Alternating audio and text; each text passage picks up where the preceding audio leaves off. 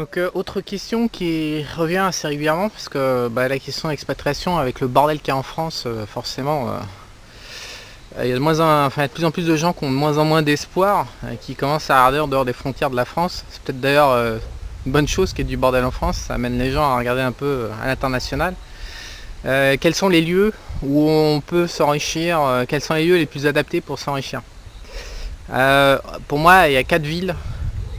Il y a 4 endroits sur Terre qui sont dédiés au business. Si vous êtes énervé par le business, il y a vraiment 4 endroits qui ont décidé d'attirer les gens qui voulaient faire de l'ascension financière, on va dire. Enfin, qui voulaient changer socialement, qui devaient vraiment grimper les échelons.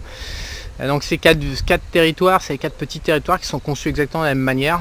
Vous les connaissez déjà, hein. C'est Hong Kong, Singapour, Dubaï et Panama City. En fait, c'est les 4 centres offshore qui sont tous conçus de la même manière. Il y a des tours partout, il y a entre 50 et 100 buildings énormes. Il y a une population internationale, il y a des centaines de milliers de gens. Ils font pas chier la couille au niveau des visas, comme partout ailleurs. On rentre et on sort là-dedans assez facilement. Ils ont mis en place une fiscalité adéquate pour faire du business international. Ils ont mis en place tous les services dédiés au business international, qui va de la compta, de la des avocats, des lawyers pour toutes les opérations internationales, ça réunit tout en fait, les services de santé, des services divers et variés qu'on consomme en tant qu'entrepreneur international.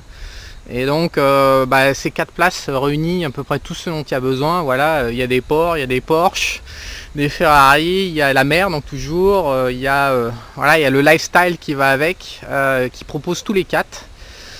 Donc ils ont tous les 4 une fiscalité nationale et non pas internationale, donc vous pouvez gagner $1 milliard en dehors des frontières de ces 4 places, et il n'y a personne qui vous fera chier. Ils vous protègent aussi en vous offrant un statut fiscal. Personnellement en ce moment je suis en train d'étudier Panama sérieusement, parce que je fais de l'agriculture, parce qu'il y a un visa spécial pour investisseurs agricoles à $60 000. En Thaïlande actuellement ils nous proposent un visa que j'ai payé, hein, c'est $15 000, mais en échange ils nous filent un bout de papier. J'aime la Thaïlande, hein, c'est toujours mon pays chouchou favori, mais c'est vraiment pas pratique de bosser en Asie quand on veut développer des actifs. Je voudrais préciser un truc là-dessus, parce que j'ai vu une interview récemment sur YouTube de la BBC, je crois, il y a 4-5 mois, d'une journaliste bien gaucho-démocrate comme il faut, bien anti-Trump comme il faut. Elle faisait un reportage sur Trump. Et donc elle vient le chercher les poux sur qu'il a fait faillite, que machin, que truc, que bidule. Donc il répond que il a exploité la législation qui effectivement l'a favorisé, la législation américaine sur les faillites. Et que 2, oui il a des dettes, oui machin, truc bidule, mais enfin il y a des actifs. Et il n'arrête pas de répéter ça. Oui mais j'ai des actifs. Bien elle comprend pas évidemment, c'est une journaliste, elle a pas une thune, donc elle comprend pas ce que ça veut dire. Mais le mot clé c'est j'ai des actifs. Donc j'ai des actifs à hypothéquer qui crachent de la rente. C'est sûr quand on veut s'enrichir, développer les actifs, c'est capital. Il faut avoir, je l'ai compris un peu tardivement dans ma vie. Je vous invite, certains d'entre vous le comprennent beaucoup plus tôt ou l'ont bien mis au centre et au cœur de leur activité professionnelle. Oui, développer des actifs, c'est ce qu'il y a de plus important. Donc ce petit immobilier, ça peut être tout et n'importe quoi. Mais grosso modo, allez voir, posséder un portefeuille d'actions ou de l'or ou de tout ce que vous voulez, et aller voir une banque et dire bonjour monsieur, je dois $1 million parce que j'ai 2 millions d'actions. Le banquier, à mon avis, je doute qu'il vous fasse une hypothèque sur vos actions, même avec 50% de réduction sur le collatéral. Des actifs, c'est vraiment pas ça, c'est de l'immobilier. Donald Trump, donc il a 15 terrains de golf internationaux, en fait personne ne sait tout ce qu'il a comme actif. Peut-être qu'il pipote, peut-être qu'il pipote pas, mais enfin il a ce sens de la création de l'actif qui fait qu'il est devenu milliardaire, et c'est vraiment une leçon à apprendre de lui, parce qu'il était vraiment très très doué dans ce domaine-là. Et donc quand ça m'a fait marrer de voir un journaliste qui il lui a dû répondre 3 ou 4 fois oui mais j'ai les actifs, et elle comprend pas la portée de la réponse. Et à mon avis ça veut dire beaucoup de choses sur ce que Donald Trump met comme priorité et pourquoi il a réussi aussi. En Asie, le problème donc, de Hong Kong et de Singapour et de toute l'Asie, en fait, c'est qu'on ne peut pas accumuler les actifs en tant que blanc, en tant qu'Européen, Américain, donc en tant que blanc, voilà. Ils ont rien à foutre de notre gueule, on n'a pas de droit à la propriété, c'est le bordel partout, que ce soit Philippines, Indonésie, Thaïlande, Vietnam, Laos, Chine, etc. Il faut tout le temps rentrer dans des plans juridiques à la con. Voilà, il faut le dire, faut appeler les choses par leur nom. Ils exigent, soit il faut avoir des actionnaires locaux, soit il y a tout un tas de formules, il y a toujours des avocats internationaux sérieux qui nous expliquent qu'on peut contourner. Mais je comprends bien que quand on s'appelle Toyota, voilà, et qu'on arrive et qu'on monte une usine en Thaïlande de bagnole, je comprends bien qu'avec 2-3 mallettes de billets, je comprends bien que le gouvernement thaïlandais ne veut pas aller faire chier Toyota, son usine et tout ce qu'ils vont investir. Mais nous, en tant que petits, c'est sympa l'Asie, mais enfin c'est quand même vachement casse-gueule quoi. On n'a pas la protection d'être ultra gros des multinationales, donc ils peuvent nous baiser comme on veut. Il n'y a pas de droit, il n'y a pas de justice. Il n'y en a pas non plus en France parce qu'elle est complètement corrompue et organisée par réseau. Mais en Asie, il y en a encore moins. Je veux dire, ça s'achète et tout. Les institutions ne sont pas en place. Donc l'Asie pour créer des actifs, c'est très moyen. C'est super pour y vivre, franchement les Asiatiques, moi j'aime beaucoup et beaucoup de gens autour de moi, on préfère vraiment le contact des Asiatiques à d'autres populations sur Terre. Et le problème c'est que les Asiatiques ils sont pas très partageurs, ils n'ont pas trop envie de nous aider à créer des actifs chez eux, enfin ou du moins à dormir sur nos deux oreilles, enfin, on sera jamais sûr de rien en Asie en fait. Donc l'avantage et donc le problème de l'Asie c'est que c'est très très éloigné des zones actives quoi, c'est-à-dire l'Europe et les États-Unis. Les deux autres places, Dubaï et Panama City, c'est pour ça que je la regarde parce que finalement c'est celle qui présente le plus d'avantages parce qu'elle est sur le même fuseau horaire que les États-Unis. Mais Dubaï également, il y a moins de décalage horaire. Il faut comprendre une chose, c'est que je ne sais pas comment font les business internationaux. Je suis aussi l'avis de Richard Branson. J'ai toujours adoré le bonhomme. Richard Branson, pour moi, il est génial.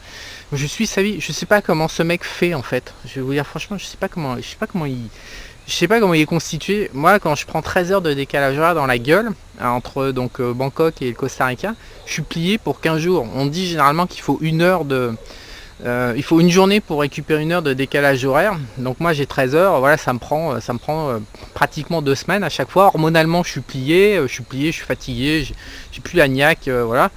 Et quand je vois les mecs qui font des transversales aux 4 coins du monde avec leur empire et tout, ils sont là devant la caméra et tout, je sais pas, ça me ferait vraiment plaisir qu'on me dise qu'ils prennent des drogues, des machins, parce que je sais pas comment, moi j'y arrive pas quoi. Donc quand on veut monter des actifs et qu'on veut vivre à l'autre bout du monde, en tant qu'organisationnel, en tant que vie humaine, voilà, voilà, ça fait 7 ans que je fais ça et c'est pas optimal quoi. Donc développer les actifs aux États-Unis, qui me semble être la meilleure place au monde pour développer les actifs.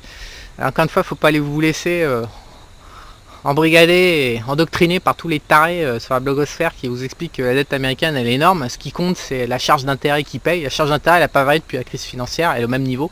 Donc les mecs ils passent leur temps à se branler sur le niveau de la dette américaine.